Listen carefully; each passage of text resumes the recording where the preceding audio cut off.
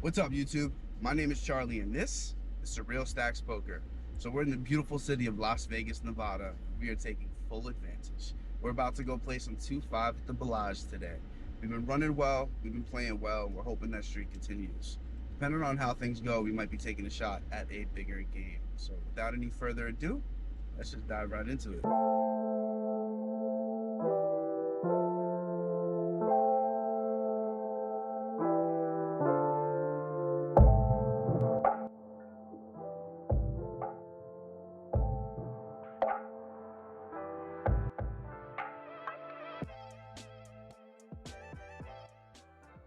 I love the feeling of a big win on my last session, but in poker, you're not as good as your last session.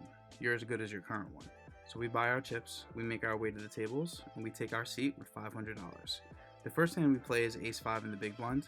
I love these sorts of hands in the blind positions because I could represent low flops, aka big blind specials, or I could make a hand with my ace, which my opponent might have a hard time putting me on.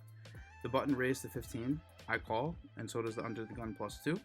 We make our way to the flop 3 ways, which is a favorable one for us. Ace, 8, 7, rainbow. We have top pair, and we have our 5 working for some back doors. I check like I would do with most of my range. In this case, it's for deception. Surprisingly, everyone checks around, and the button decides not to continue. The turn is a clean one for us. It's a 10 of spades, and at this point, I'm sure my ace is good, and I check again, looking to check call if somebody tries to take a stab, which is exactly what happens. The button decides to take a stab at it. Sometimes in lower stakes, people try to get tricky with monsters, but in this case, it looks like genuine weakness. That makes me believe my ace is good here, plus I have straight outs just in case it's not. So I'm happy to make the call and see a river. So when the river's the queen of spades, I check and the button checks too and shows down pocket queens. Jeez. I wish somebody would be able to explain what just happened.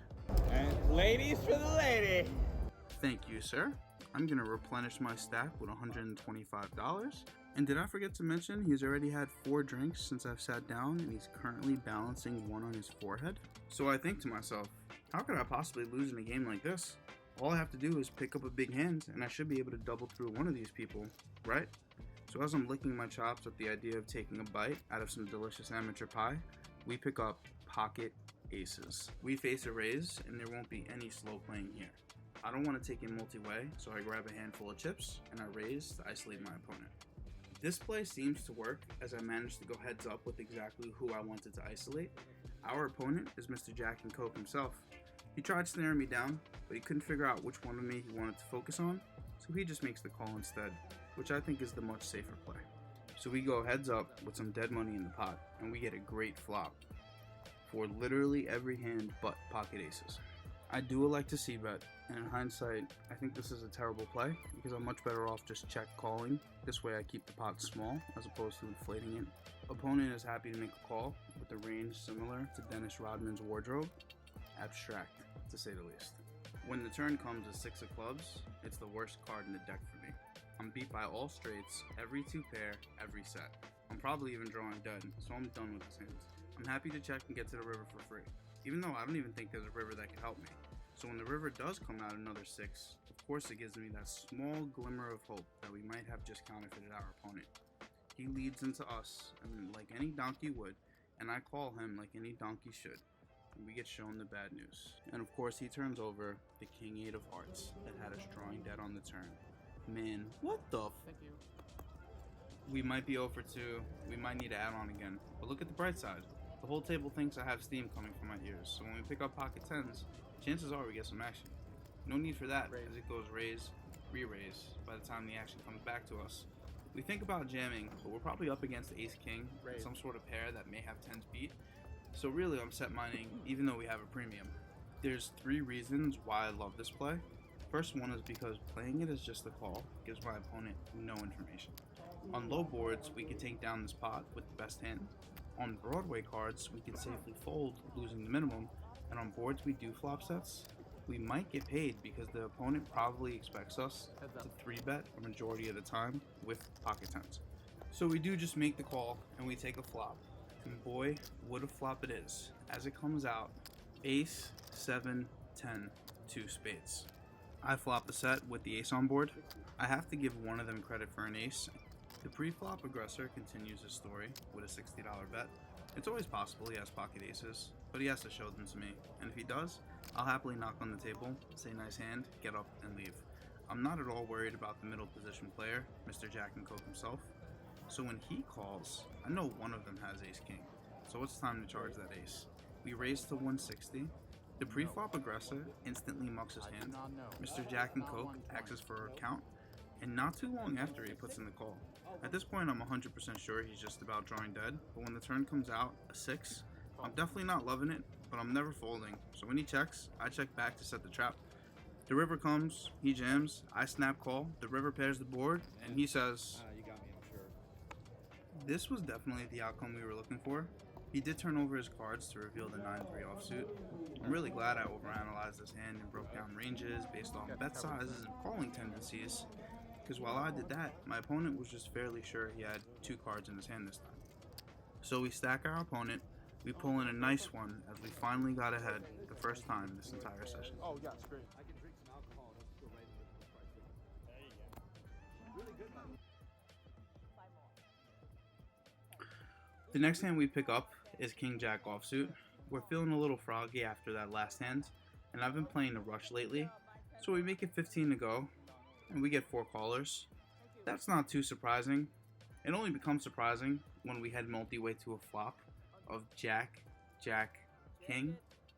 I check my pulse to make sure I'm not dreaming, and I bet 25 and get 4 callers. It's not exactly easy to put 4 opponents on a hand when you're 4 ways to a flop and you're 4 ways to a turn. I have to assume I'm up against a pair and some sort of straight combos, or maybe even pocket pairs, at least sometimes.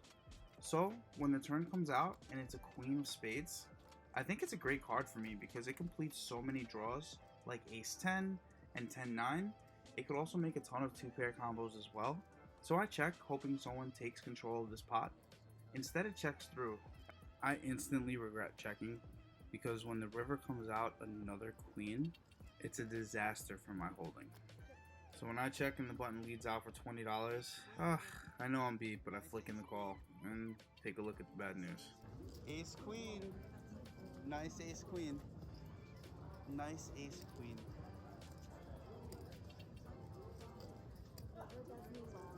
Yeah, I feel that. It's finally like turned like. I was so ahead. Nice hand. I had a feeling the river was gonna do me in too. Guess it's not good. Not good feeling.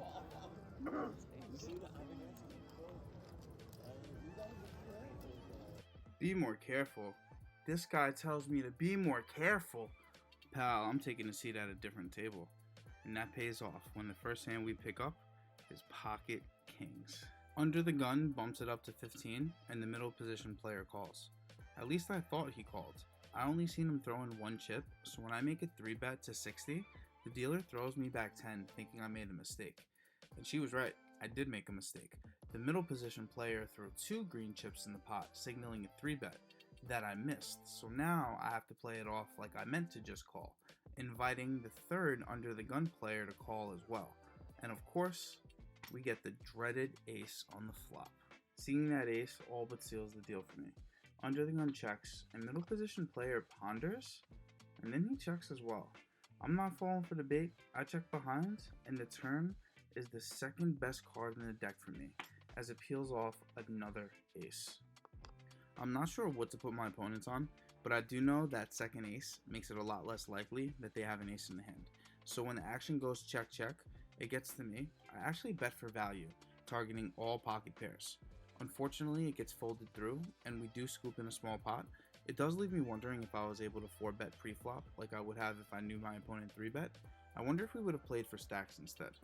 But I guess that's just one of life's mysteries that we'll never know.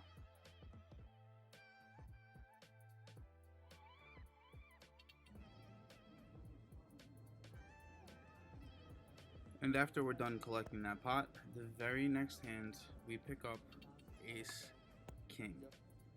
Now we never went to showdown last hand, so my opponents could think I was getting out of line, so picking up a premium back to back is a really good look for us. We raise it to 15 and we get 1 caller.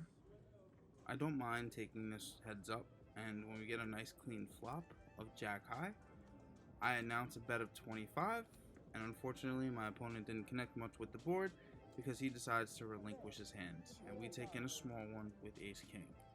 But if I'm telling the truth, I am a little bit frustrated with how the session is going today. So when I look down at my phone and I see a text message that says action at the Wynn, I decide it's time to rack up our chips and go. But right before I do that, the moment I take my camera off the table, I get dealt the 6-3 of spades. I end up turning a 3 to crack pocket aces. I wasn't able to record it, but I was able to take a picture of this hand, and here it is. And as luck would have it, I couldn't even make this up. I show up to the Wynn table with a buy-in of $700, and I get it all in on my first hand before I can even set up my camera, and again with ace king. So I'm going to show you guys how that plays out live. At this point, we are heads up in a huge pot with top pair and top kicker. I check out of position in a three-way pot that was raised to 80 pre-flop. When the pre-flop aggressor leads for 100 on the flop, I call, and on the turn, I check to the better. He puts out a wager of $200, and I jam my stack out of position on the turn, and I put my opponent in the blender. It's my first hand here at this table, so there's so much to factor in, and I bet that's going through his head. I could be making a move. The answer is no, but he doesn't need to know that, so eventually, he ends up leaning towards a call.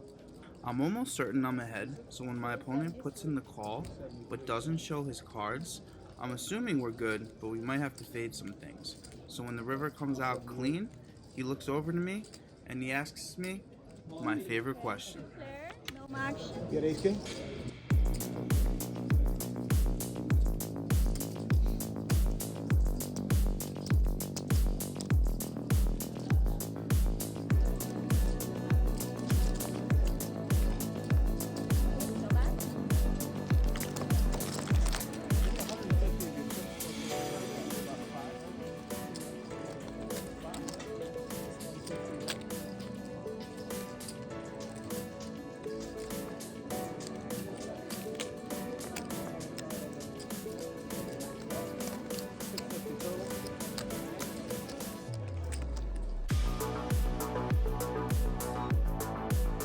We only play a couple more hands at this table until we finally rack up our chips, take them to the cashier, and cash out for $13.98.